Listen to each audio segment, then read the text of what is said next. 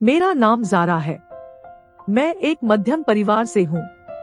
वैसे मैं लखनऊ की रहने वाली हूँ, पर कानपुर में रहती हूँ। मेरी उम्र 23 साल है। मेरी शादी को हुए 3 साल हो गए हैं, पर मुझे कोई बच्चा नहीं हुआ था। 2 साल तक मैं इलाज करवाती रही। मेरे पति ज्यादा होशियार नहीं है, करोड़ों की संपत्ति के मालिक हैं, पर वो मंदबुद्धि है। मेरे पति का केला खड़ा नहीं होता है। जब मैं जोश में आती हूँ तो वो निढाल हो जाता है। आज तक मैं कभी भी उससे संतुष्ट नहीं हो पाई हूँ। मुझे सुहागरात से ही पता चल गया था कि मेरा पति नामर्द है।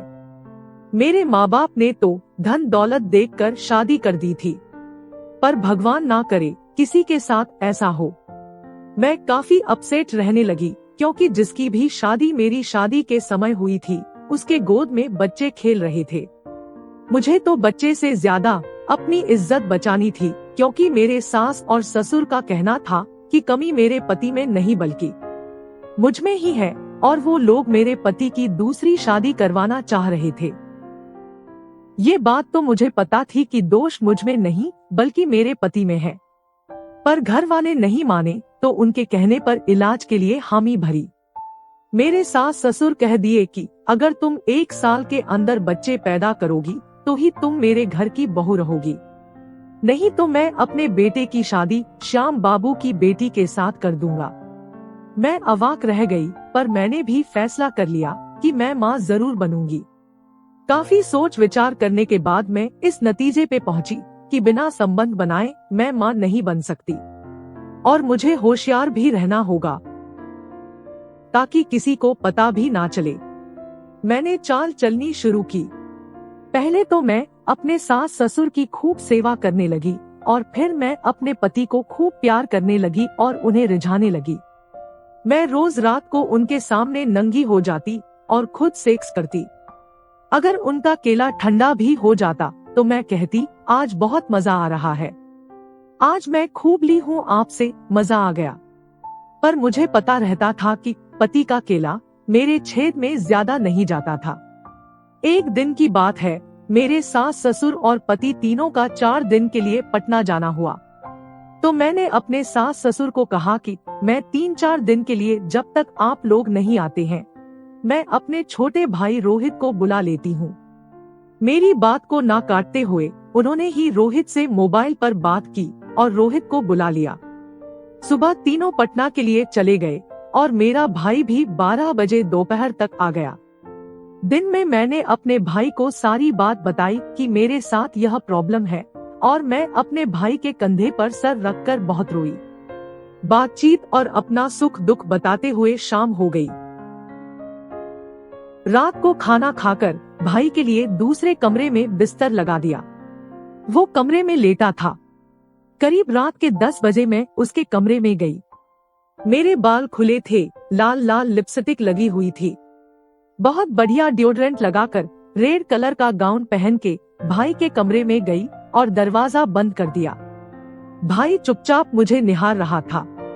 उसके बाद मैंने गाउन का रिबन खोल दिया और गाउन को पीछे से निकाल दिया। मैंने पहले से ब्रा और पैंटी खोल रखी थी। मेरा मखमली बदन, बड़ी बड़ी सुडोल बॉल, छेद बिना बाल का, अभी अभी शेव करके आई थी। वह देखते ही बोला, दीदी आप क्या कर रही हो? मैंने कहा, रोहित तुमने वादा दिया है मुझे कि मैं तुम्हारा साथ दूंगा। अगर तुम्हें अपनी बहन की परवाह है तो मुझे माँ बना दो। मैं बच्चा देना चाहती हूँ, पर तुम्हें पता है कि मेरा पति मुझे यह सुख नहीं दे सकता। तो मैंने आज सोच लिया है कि मैं अपने सगे भाई के बच्चे की माँ बनूंगी। अगर तुम चाहते हो कि तुम्हारी बहन सलामत और हंसी खुशी रहे तो मेरी गोद भर दे। और फिर मैं अपने भाई के पास पहुंच गई और अपने कोमल होंठ अपने भाई के होंठ पर रख दिए। 2 से 3 मिनट में ही रोहित पिघल गया और मुझे वह सुख देने लगा जिसका मैं 3 साल से इंतजार कर रही थी। वह मुझे ऊपर से नीचे तक चूमने लगा, मेरी बॉल को पीने लगा, फिर मेरे छेद को जीभ से चाटने लगा।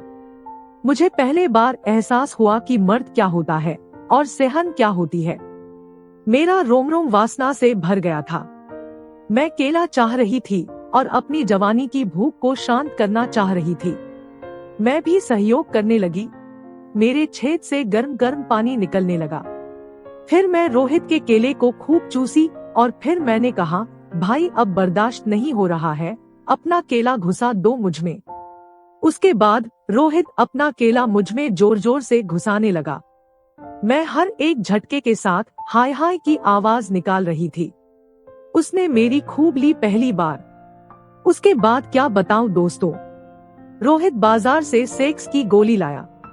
अब तो वह और भी उत्तेजक हो गया। बोला, दीदी इन 4 दिन में ही आपके खेत में फसल लगाकर जाऊंगा।